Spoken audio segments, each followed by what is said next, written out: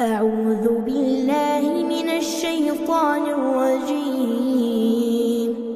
بسم الله الرحمن الرحيم. الحمد لله الذي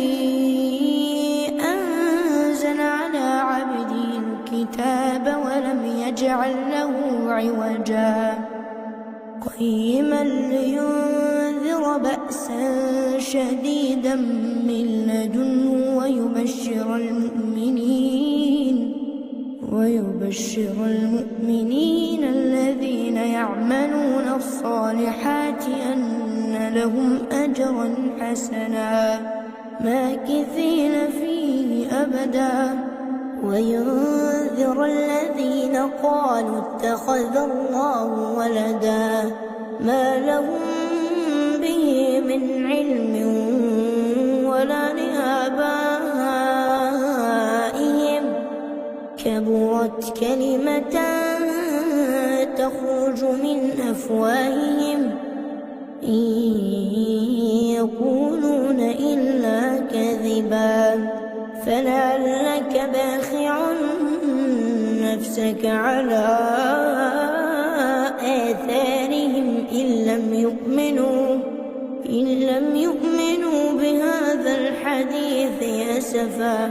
إنا جعلنا ما على الأرض زينة لها لنبلوهم أيهم أحسن عملا وإنا لجاعلون ما عليها صعيدا جرزا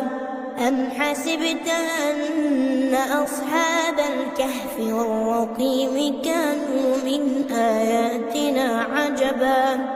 إذ أوى الفتية إلى الكهف فقالوا ربنا آتنا من لدنك رحمة وهيئ لنا من أمرنا رشدا فضربنا على آذانهم في الكهف سنين عددا ثم بعثناهم لنعلم أي الحزبين أحصى لما لبثوا أمدا نحن نقص عليك نبأهم بالحق إنهم فتية آمنوا بربهم وزدناهم هدى وربطنا على قلوبهم إذ قاموا فقالوا ربنا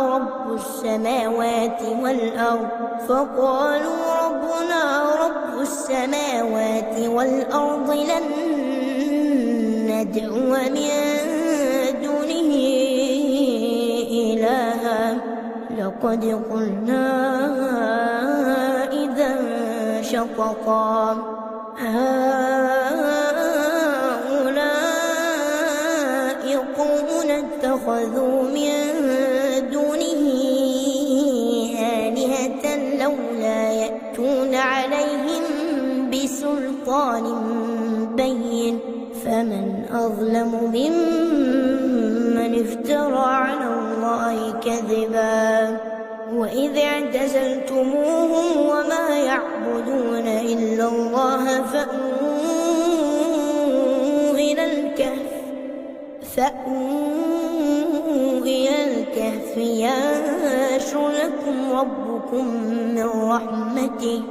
ينشر لكم ربكم من رحمته ويهيئ لكم من أمركم مرفقا وترى الشمس إذا طلعت تزاور عن كهفهم ذات اليمين وإذا غربت تقرضهم ذات الشمال وهم في فجوة منه ذلك من آيات الله من يهد الله فهو المهتد ومن يضلل فلا تجد له وليا مرشدا وتحسبهم أيقاظا وهم رقود ونقلبهم ذات اليمين وذات الشمال وكلبهم باسط اطلعت عليهم لوليت منهم فرارا ولملئت منهم رعبا وكذلك بعثناهم ليتساءلوا بينهم قال قائل منهم كم لبثتم قالوا لبثنا يوما أو بعض يوم قالوا ربكم أعلم بما لبثتم فابعثوا أحدكم بورقكم هذه إلى المدينة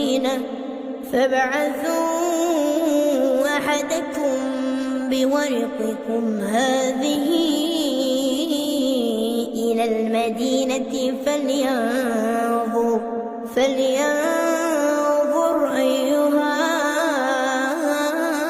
أزكى طعاما فليأتكم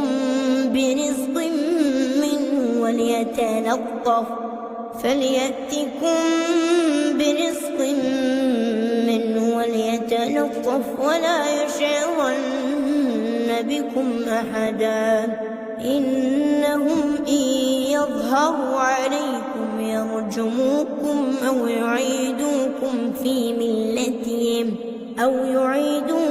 في ملتهم ولن تفلحوا إذا أبدا وكذلك أعثرنا عليهم ليعلموا أن وعد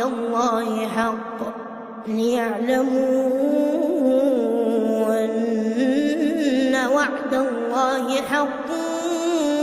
وأن الساعة لا ريب فيها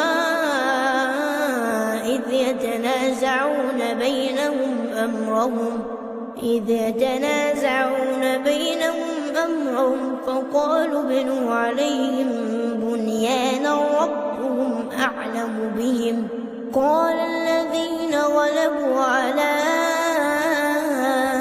أمرهم لنتخذن عليهم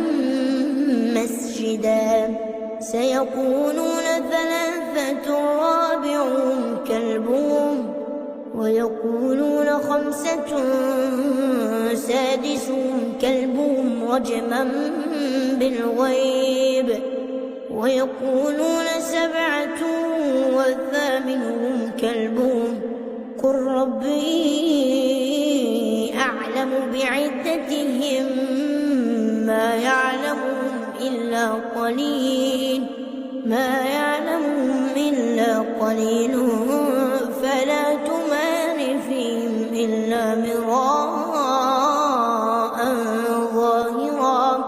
فلا تمار فيهم إلا مراء ظاهرا ولا تستفت فيهم منهم أحدا ولا تقولن لشيء إني فاعل ذلك غدا إلا أن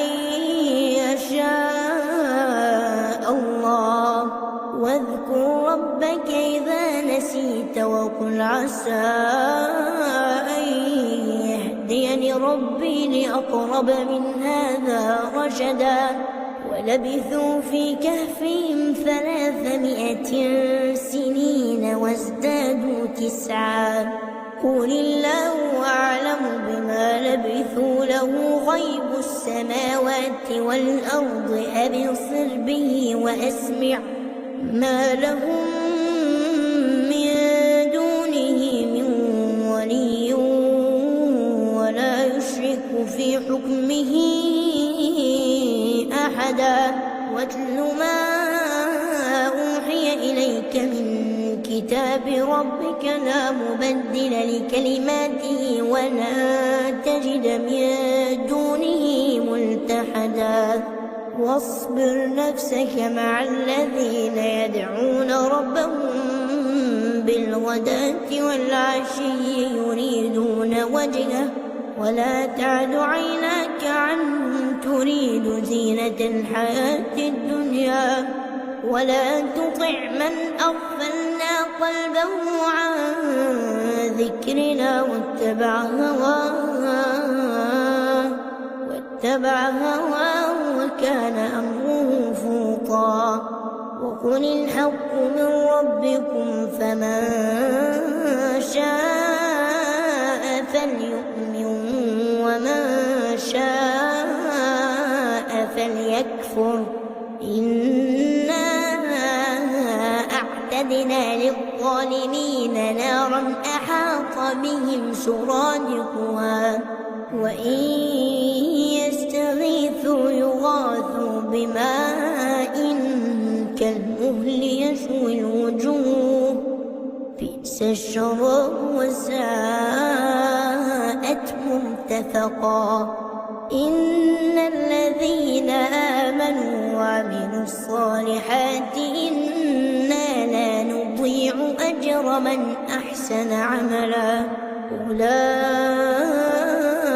لهم جنات عدن تجري من تحتهم الأنهار يحلون فيها من أساور من ذهب ويلبسون ثيابا خضرا من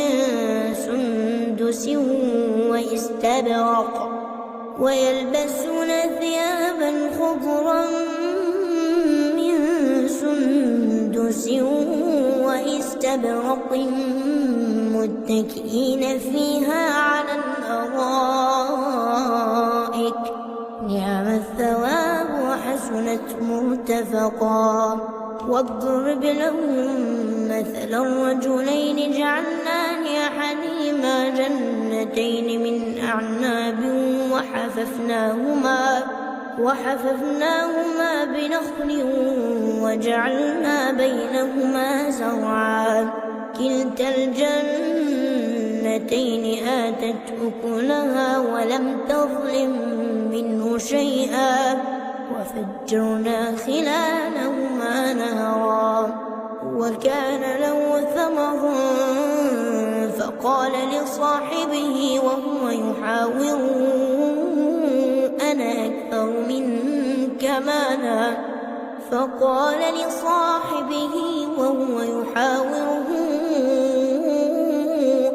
أكثر منك مالا وأعز نفرا. ودخل جنته وهو ظالم لنفسه قال ما أظن أن تبيد هذه أبدا وما أظن الساعة قائمة ولئن رددت إلى ربي لأجدن خيرا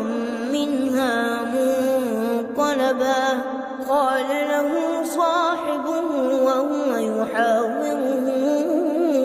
أكفرت بالذي خلقك من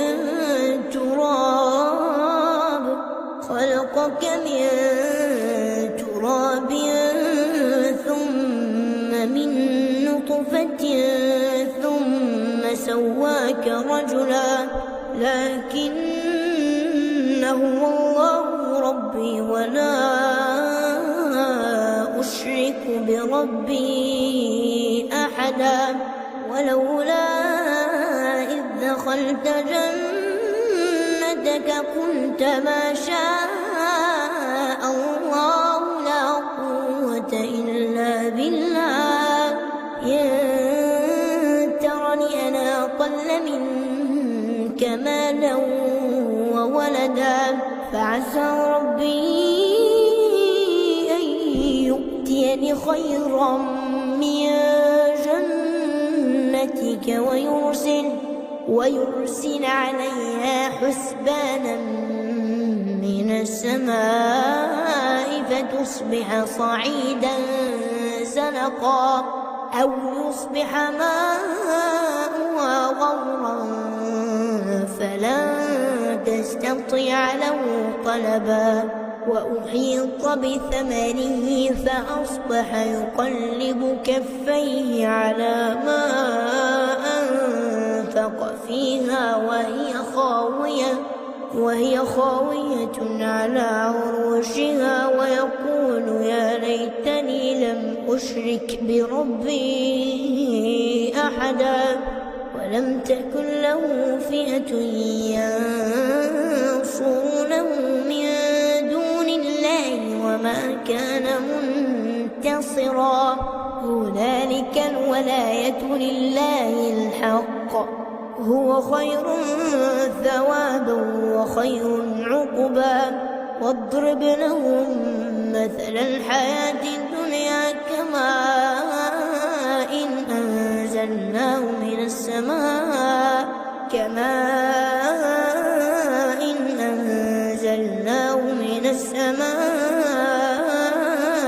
فاختلط به نبات الأرض فأصبح هشيما تذروه الرياح وكان الله على كل شيء مقتدرا المال والبنون زينة الحياة الدنيا والباقيات الصالحات خير عند ربك ثوابا وخير أملا ويوم نسير الجبال وترى الأرض بارزة وحشرناهم فلم نغادر منهم أحدا وعرضوا على ربك صفا لقد جئتمونا كما خلقناكم أول مرة بل زعمتم أن لن نجعل لكم موعدا ووضع الكتاب فترى المجرمين مشفقين مما فيه ويقولون يا ويلتنا ما لهذا الكتاب لا يغادر صغيرة ولا كبيرة إلا أحصاها ووجدوا ما عملوا حاضرا ولا يظلم ربك أحدا وإذ قلنا للملائكة اسجدوا لآدم فسجدوا إلا إبليس كان من الجن ففسق عن أمر ربه أفتتخذونه وذريته أولياء من دوني وهم لكم عدو بئس للظالمين بدلا ما أشهدتهم خلق السماوات والأرض ولا خلق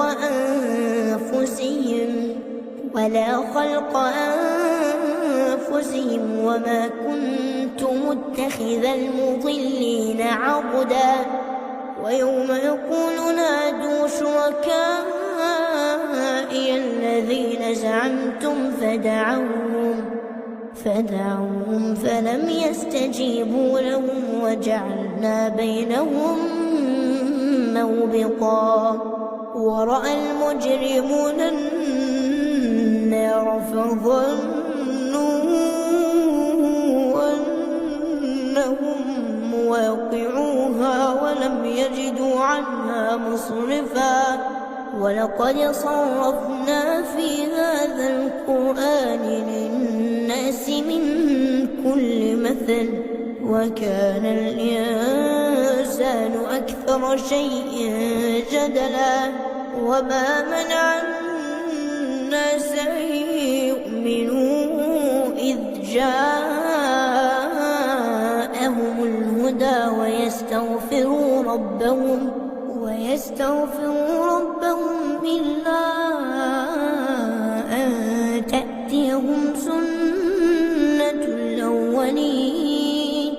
إلا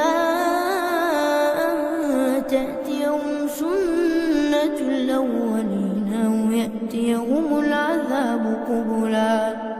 وما نرسل المرسلين إلا مبشرين ومنذرين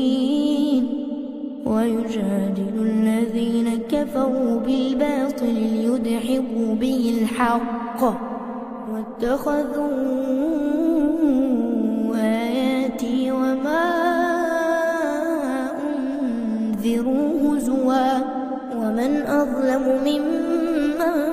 ذكر بآيات ربه فأعرض عنها ونسي ما قدمت يداه إنا جعلنا على قلوبهم أكنة أن يفقهوه وفي آذانهم وقرا وإن تدعوهم إلى الهدى فلن يهتدوا إذا أبدا وربك الغفور ذو الرحمة لو يؤاخذهم بما كسبوا لعجل لهم العذاب بل لهم موعد لن يجدوا من دونه موئلا وتلك القرى أهلكناهم لما ظلموا وجعلنا لمهلكهم موعدا وإذ قال موسى لفتاه لا أبرح حتى أبلغ مجمع البحرين أو أمضي حقبا فلما بلغا مجمع بينهما نسيا حوتهما فاتخذ سبيله في البحر سربا فلما جاوزا قال لفتاه آتنا غداءنا لقد لقينا من سفرنا هذا نصبا قال أرأيت إذ أوينا إلى الصخرة فإني نسيت الحوت وما أنسانيه إلا الشيطان أن أذكره واتخذ سبيله في البحر عجبا قال ذلك ما كنا نبغ فارتدا على آثارهما قصصا فوجدا عبدا من عبادنا آتيناه رحمة من عندنا وعلمناه من لدنا علما قال له موسى هل أتبعك على أن تعلمني مما علمت رشدا قال إنك لن تستطيع معي صبرا وكيف تصبر على ما لم تحط به خبرا قال ستجدني إن شاء الله صابرا ولا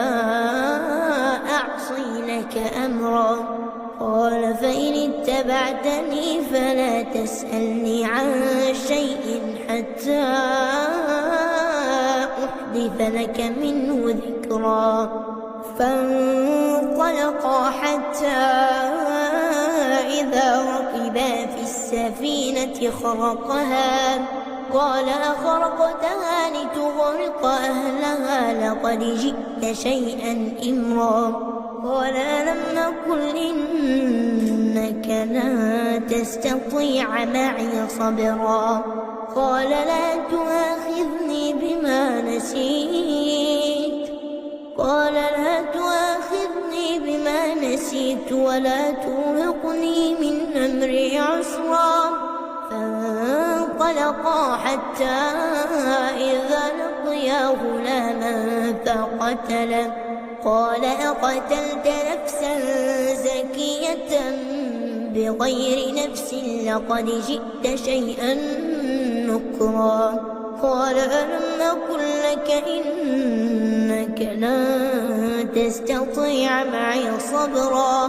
قال إن سألتك عن شيء بعدها فلا تصاحبني قد بلغت من لدني عذرا فانطلقا حتى إذا أتيا يا أهل قرية استطعما أهلها فأبوا أن يضيفوهما فوجدا فيها جدارا يريد أن ينقض فأقامه قال لو شئت لاتخذت عليه أجرا قال هذا فراق بيني وبينك سأنبئك بتأويل ما لم تستطع عليه صبرا أما السفينة فكانت لمساكين يعملون في البحر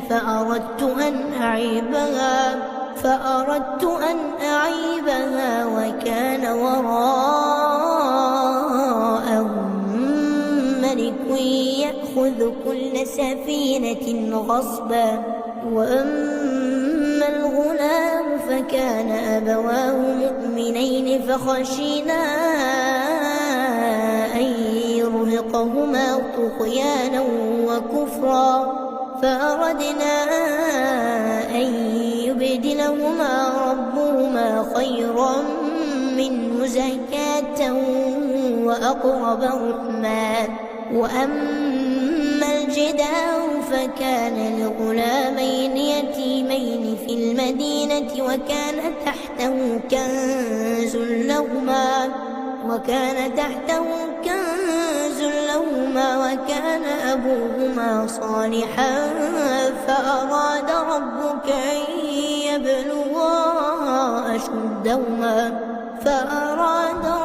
أن يبلغا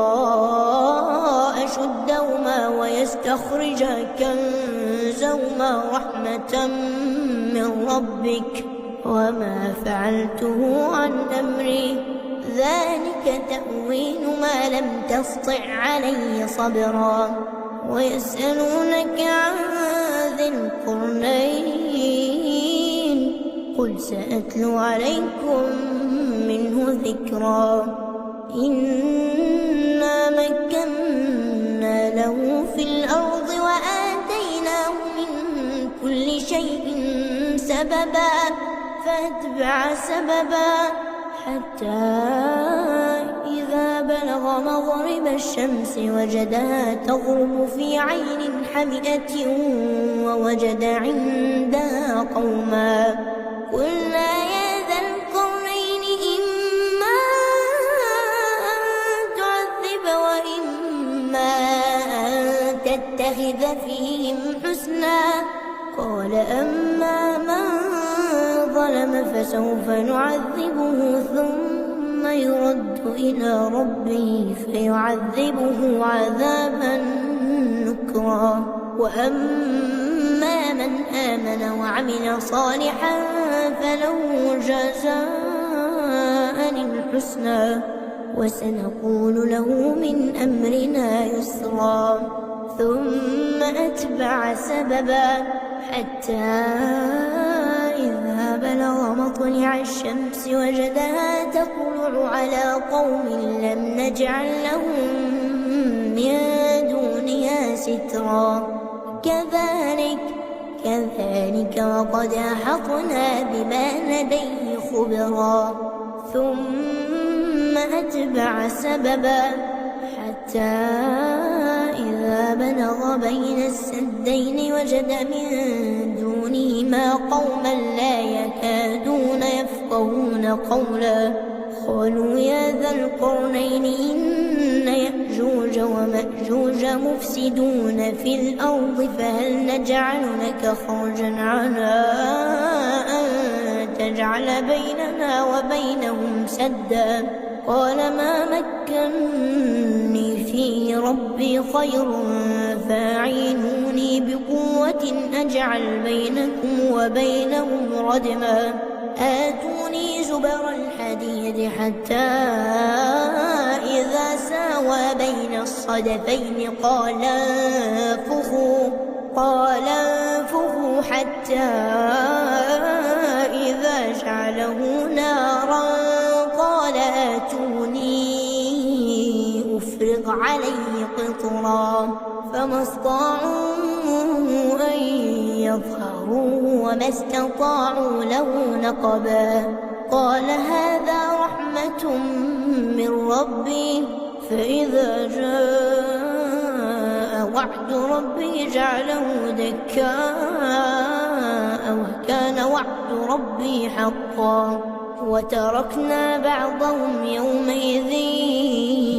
يموج في بعض ونفخ في الصور فجمعناهم جمعا وعرضنا جهنم يومئذ للكافرين عرضا الذين كانت أعينهم في غطاء عن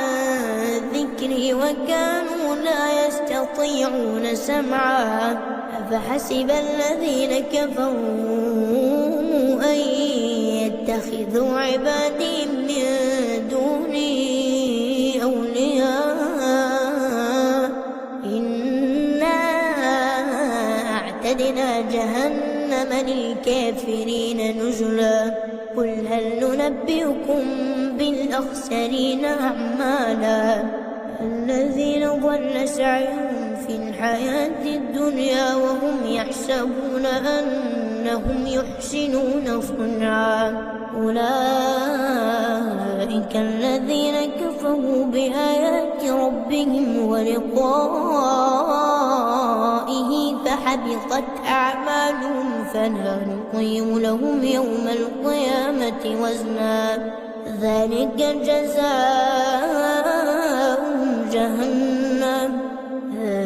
جزاؤهم جهنم بما كفروا واتخذوا آياتي ورسلي هزوا إن الذين آمنوا وعملوا الصالحات كانت لهم جنات الفردوس نزلا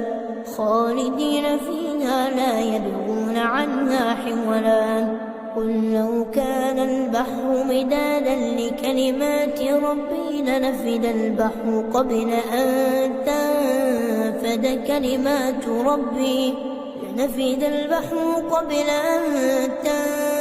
كلمات ربي ولو جئنا بمثله مددا قل إنما أنا بشر مثلكم يوحى إلي أنما إلهكم إله واحد فمن كان يرجو لقاء ربه فليعمل عملا صالحا ولا يشرك بعبادة ربه أحدا.